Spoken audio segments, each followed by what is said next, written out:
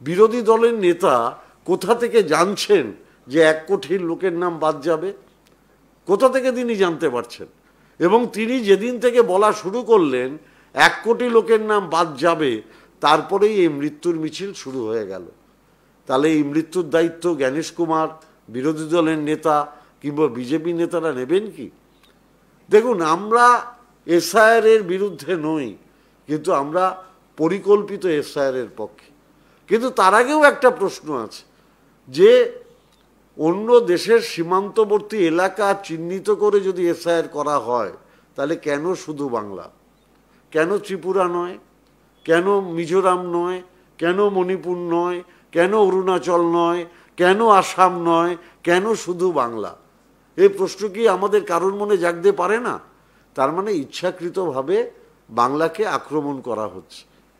আমিও আপনাদের আজকে বলে যেতে চাই যে যখন পূর্ণাঙ্গ ভোটার তালিকা বার হবে, ধরে নিলাম যে অবৈধ ভোটারের তালিকা বাদ যাবে, আমার ধারণা মৃত ভোটারের নাম বাদ যাবে, কিছু শিফটেড লোকের নাম বাদ যাবে, এবং ওপার বাংলা থেকে কিছু আসা শরণার্থী হিন্দু মানুষ যারা বাংলাদেশ থেকে হয়তো এসে থাকতে পারেন, এখানেই জীবন জীবিকা অর্জন করছেন, সেই সমস্ত মতুয়া সম্প্রদায়ের মানুষের নাম, রাজবংশী সম্প্রদায়ের মানুষের নাম, সেই নামগুলো বাদ যাবে।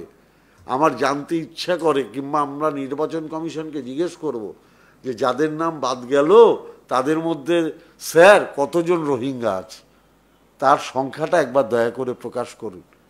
স্যার সংখ্যাটা প্রকাশ করুন, কত মতুয়া হিন্দু সমাজের নাম আপনি বাদ দিলেন।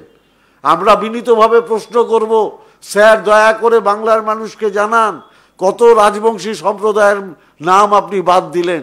স্যার আপনি দয়া করে জানান কত দলিত আদিবাসী মানুষের নাম বাদ দিলেন। স্যার আপনি দয়া করে জানান কত গরিব মানুষ যারা নিজেদের জীবন জীবিকা চালাতে গিয়ে তাদের এক একটা দিন ক্ষয় হয়, তাদের কাছে সব কাগজপত্র থাকে না, সেই কত অসংখ্য গরিব মানুষের নাম বাদ দিলেন। এই প্রশ্নটা তো আমরা করব। তার আগে পায়ে পা মিলিয়ে, তাদের সাথে কাঁধে কাঁধ মিলিয়ে, তাদের পাশে দাঁড়িয়ে তৃণমূল কংগ্রেস তার লড়াই চালিয়ে যাবে। আমরা মানুষের পাশে দাঁড়িয়ে লড়াই চালিয়ে যাব, ওরা বাংলার বিরুদ্ধে ষড়যন্ত্র করে যাবে। বাংলাকে ওরা চতুর্দিক থেকে বঞ্চিত করছে। আমি শুনলাম বিজেপির নেতা বলছে যে 1 বছরের জন্য রাষ্ট্রপতি শাসন জারি করতে হবে। আমার অবাক লাগে, আমার হাসি পায়। নভেম্বর মাস থেকে এসআইআর প্রক্রিয়া চালু করেছে, মানে বিএলওরা, এসডিও, ডিএম সব নির্বাচন কমিশনের আন্ডারে। মানুষের রায়ে মে মাস অবধি আমরা নির্বাচিত সরকার, অথচ এখন ডিএম, এসডিও, বিএলও সব পরিচালিত হচ্ছে নির্বাচন কমিশনারের দ্বারা। উন্নয়নের কাজ বাধাপ্রাপ্ত হচ্ছে, কারণ ভোটার লিস্টের কাজে ডিএম, এসডিও, বিডিও সব জড়িত হয়ে রয়েছে, এবং তারা উন্নয়নের কাজে মাথা দিতে পারছেন না, কারণ তাদের উপর নির্বাচন কমিশনের এত চাপ আছে। তাহলে নভেম্বর থেকে মে, এমনিই তো 6 মাস চলে গেল। আপনি যা ইচ্ছা করুন, ইডি করুন, সিবিআই করুন, ইনকাম ট্যাক্স করুন, কোর্ট করুন, সংবাদ মাধ্যম দিয়ে আমাদের বিরুদ্ধে বিষোদ্গার করুন, আপনারা ফেসবুক, হোয়াটসঅ্যাপ, টুইটারে বিভ্রান্তিমূলক খবর ছড়ান, কিন্তু বাংলার মানুষ যদি মমতা ব্যানার্জির পাশে থাকে, আপনাদের ক্ষমতা নেই তৃণমূল কংগ্রেসকে আপনারা বাংলা থেকে সরিয়ে দেবেন। বিরোধী দলের নেতা বলছেন 1 কোটি মানুষের নাম বাদ যাবে। আপনারা দেখুন, ভিডিওটা দেখুন, দেখুন আপনারা কি করে বলতে পারেন তিনি। 1 কোটিরও বেশি নাম বাদ যাওয়া উচিত। 1 কোটি নাম বাদ যাবে, 1 কোটি নাম বাদ যাবে, লিখে রাখুন, ধারে আগে পরে হতে পারে। পশ্চিমবঙ্গে 1 কোটির বেশি ভোটার তালিকা থেকে নাম কোয়াবে। পশ্চিমবঙ্গে 1 কোটির বেশি ভোটার তালিকা থেকে নাম কোয়াবে। 1 কোটি 20 লক্ষ মানুষ যারা অবৈধভাবে ভোটার হিসেবে পশ্চিমবঙ্গের মাটিতে আঁকড়ে ধরে বসে আছে, তারা কিন্তু বাদ যাবে। যে বিহারে যদি 56 লক্ষ নাম বাদ যায়, এটা বর্ডার স্বাভাবিকভাবে তার থেকে বেশি হওয়া উচিত হিসেবে মতো, এ তো লজিক বলে। প্রচুর হিন্দুদেরও ভোট বাদ যাবে। বিহারের ধাঁচে যদি এখানে হয় সার্কুলেশন, তাহলে এদের নাম কি করে রক্ষা করবেন? কমপক্ষে 50 লক্ষ উদ্বাস্তুদের নাম বেরোবে। 1 কোটিও হতে পারে, 1 কোটিও হতে পারে। আপনারা নিজেরা শুনছেন বিজেপি নেতারা কি বলছে।